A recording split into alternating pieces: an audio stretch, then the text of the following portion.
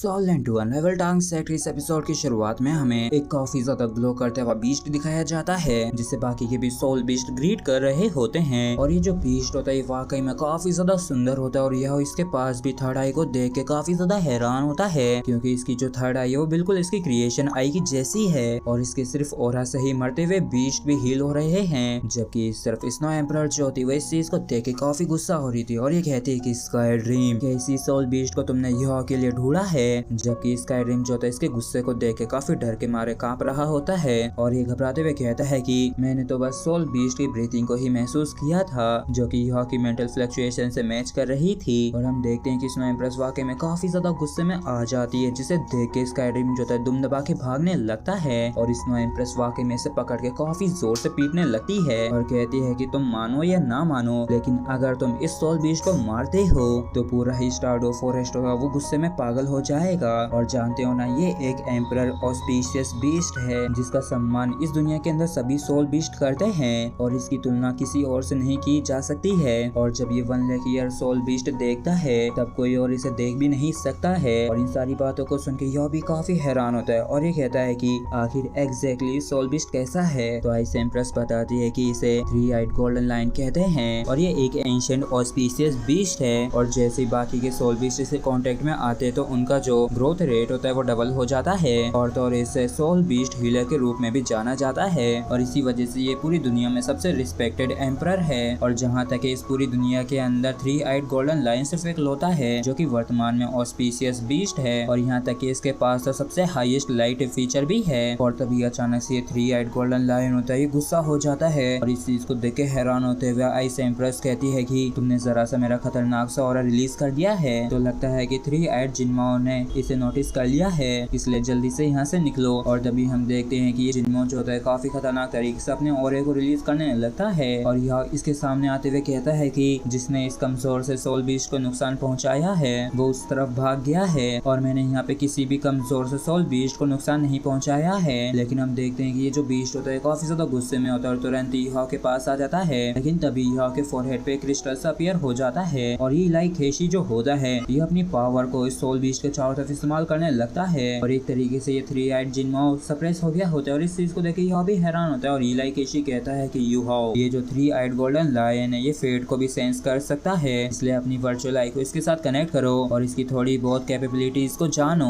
और ध्यान रखना कि तुम इसे हर्ट ना करो। और फिर हम देखते हैं कि इन दोनों की जो थर्ड आई होती है एक दूसरे से कनेक्ट होने लगती है और ये दोनों ही काफी आश्चर्य के साथ एक दूसरे को काफी करीब से देखने लगते हैं। और ये जो 3 आइड गोल्डन लायन होती है ये युहा की यादों को देख रही होती है और इन्हें देख के ये सोचती है कि ह्यूमन वर्ल्ड तो कितना ज्यादा वंडरफुल है। लेकिन तभी अचानक से यहाँ का जो मौसम होता है वो बिगड़ जाता है और आसमान के अंदर काले बादल से छा जाते हैं और आसमान के अंदर से काफी ज्यादा खतरनाक तरीके से किसी तरीके की पावर जमीन पे गिरती है और इसके साथ ही यहाँ पे काफी ज्यादा खतरनाक 3 हेडेड लायन आ जाता है जो कि काफी गुस्से में होता है और ये कहता है कि आखिर तुम्हारी हिम्मत कैसे हुई मेरे इंपीरियल बीस्ट को हर्ट करने की। और जैसे ये 3 हेडेड लायन अपनी पावर को रिलीज करते हुए जोर से दहाड़ता है तो यह और 3 आइड गोल्डन लायन का जो कनेक्शन होता है वो टूट जाता है और यह काफी दूर जाके गिरता है। जबकि सब सोल बीस्ट जो होते हैं वो डर के मारे इधर उधर भागने लगते हैं और इतने ज्यादा खतरनाक ऑरे को यहाँ के दोस्त वगैरह भी देख लेते हैं जो कि उस 3 हेडेड लाइन के अंदर से निकल रहा था। और तभी जिया को ध्यान आता है कि इस तरफ तो यह भी है और जैसे इन्हें मालूम पड़ता है कि यह खतरे में तो ये दोनों तुरंत ही उस तरफ जाने लगती हैं और वांग डोंग जो है जिया को उठा के काफी तेजी से यहाँ से जाने लगता है।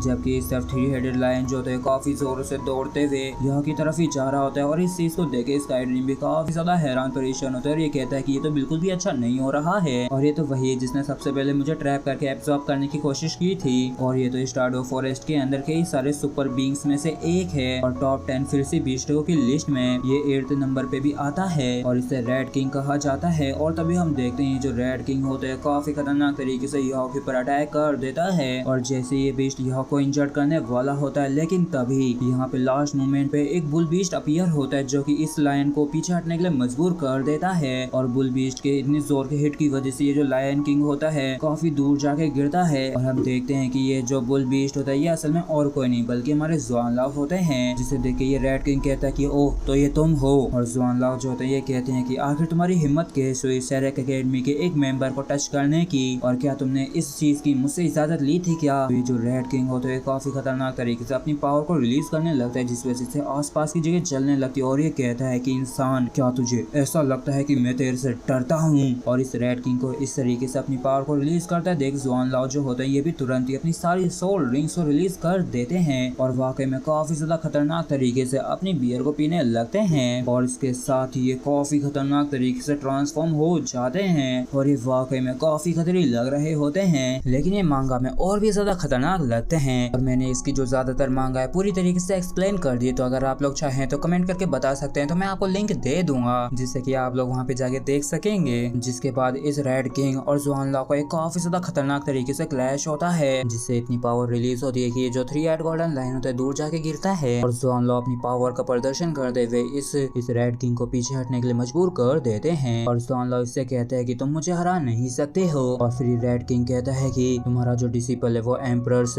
ऑस्पिशियस बीस्ट को मारना चाहता है और यहाँ तक कि अगर मुझे अपनी जिंदगी को भी दांव पे लगाना पड़ा तो तब भी मैं तुम्हें अपने साथ लेके ही मरूंगा। और इतना क्योंकि ये वाकई में काफी ज्यादा खतरनाक तरीके से अपनी एनर्जी को रिलीज करने लगता है। तो यह जो होता है कहता है कि रेड किंग आप गलत समझ रहे हैं, मेरा कोई भी इरादा 3-8 गोल्डन लायन को मारने का नहीं था। तो रेड किंग कहता है कि मैं जानता हूँ कि इंसान झूठ बोलने में धोखा देने में काफी अच्छे होते हैं और ये जो ब्रीथ है ये एक लाख साल पुराने सोल बीस्ट की है। तो आखिर ये बताओ कि यहाँ पे क्या चल रहा है। यह कहता है कि ऐसा तो इसलिए था क्योंकि मैंने ट्विन हेडेड साइक्लोप्स को देखा था अपनी तरफ आते हुए और इसी वजह से जल्दबाजी में मैं अपनी 1 lakh year old soul beast की ब्रीथ को रिलीज किया बस उसे डराने के लिए। और तुम खुद भी देख सकते हो कि 3-8 गोल्डन लाइन को कोई भी नुकसान नहीं पहुंचा और ये बिल्कुल भी इंजर्ड नहीं है, जिस पर ये जो 3-8 गोल्डन लाइन होता है ये भी हामी भर देता है। और ये जो रेड किंग होता है ये इसके पास जाते हुए कहता है कि तुम पे विश्वास किया जा सकता है या नहीं ये तो देखने पे ही पता चलेगा। लेकिन जैसे ये रेड किंग इसके पास पहुंचता है जुआन लाओ जो होते हैं अपनी पावर से इस 3-8 गोल्डन लाइन को कवर करके बैरियर से बना लेते हैं और कहते हैं कि जब तुम्हारा मन किया तब तुम आते हो और जब मन करे तब तुम जाना चाहते हो। क्या तुम्हें सच में ऐसा लगता है कि शहर के लोगों को बुली करना इतना ज्यादा आसान है। तो रेड किंग पूछता है कि आखिर तुम्हें क्या चाहिए। तो जुआन लाओ कहते हैं कि एक सोल बीस्ट जिसका कल्टीवेशन लेवल कम से कम। और फिर यह से पूछते हैं कि यह तुम एक ऐसा सोल बीस्ट चाहते हो ना जिसका कल्टीवेशन 1000 ईयर का हो। तो यह 15,000 के लिए कहता है और इस चीज को सुनते जुआन लाओ की आंखें जो थी फटी की फटी रह जाती हैं और ये पूछते हैं कि तुम्हें थर्ड सोल रिंग वो भी 15,000 ईयर ओल्ड चाहिए, क्या तुम श्योर हो कि तुम इसे हैंडल कर सकोगे। तो यह कहता है कि मेरे पास एक सीक्रेट ट्रिक है जिससे कि सोल रिंग के अंदर की ज्यादातर सोल पावर को सील किया जा सकता है, जिसके बाद उसके एक ही हिस्से को एब्सॉर्ब करना होता है और तब तक ही इंतजार करना होता है जब तक कि तुम्हारी बॉडी उसकी स्ट्रेंथ को झेलने लायक ना हो जाए। और इस तरीके से ये धीरे धीरे करके अपनी सील पावर को रिलीज करती है। लेकिन ये जो सीक्रेट मेथड है ये सिर्फ स्पिरिचुअल सोल मास्टर के लिए ही यूजफुल है। और फिर जुआन लाओ रेड किंग से कहते हैं कि क्या तुमने सुन लिया, मैं एक ऐसे स्पिरिट बीस्ट को चाहता हूँ जिसकी सोल 15,000 ईयर तक कल्टीवेट कर रखी हो। और इस चीज को सुनकर रेड किंग जो होता है ये 3-8 गोल्डन लाइन की तरफ देखने लगता है और इसकी खातिर ये ना चाहते हुए भी इस चीज के लिए हाँ कर देता है, जिसके तुरंत बाद ये यहाँ से चला जाता है। और तभी ये जो 3-8 गोल्डन लायन होता है ये यूहा की मेमोरीज को देखने लगता है कि आखिर यूहा ने पास्ट में क्या क्या किया है और ये यूहा की मेमोरीज के अंदर लाइट गॉडेस को भी देखती है। और तभी यहाँ पे वांग डोंग और जिया भी आ जाते हैं और ये दोनों यहाँ पे आते ही पूछते हैं कि एल्डर जुआन आखिर यहाँ पे ये क्या हुआ, जिस पर जुआन ला भी मना कर देते हैं और कहते हैं कि कुछ भी नहीं। जबकि सब जिया जो होती है सोल बीस्ट को देख के काफी खुश होती है और कहती है कि ये तो कितना ज्यादा क्यूट है। जबकि ये जो 3-8 गोल्डन लायन जो थे इन दोनों के ऊपर भड़कने लगता है और तभी आसमान से एक सोल बीस्ट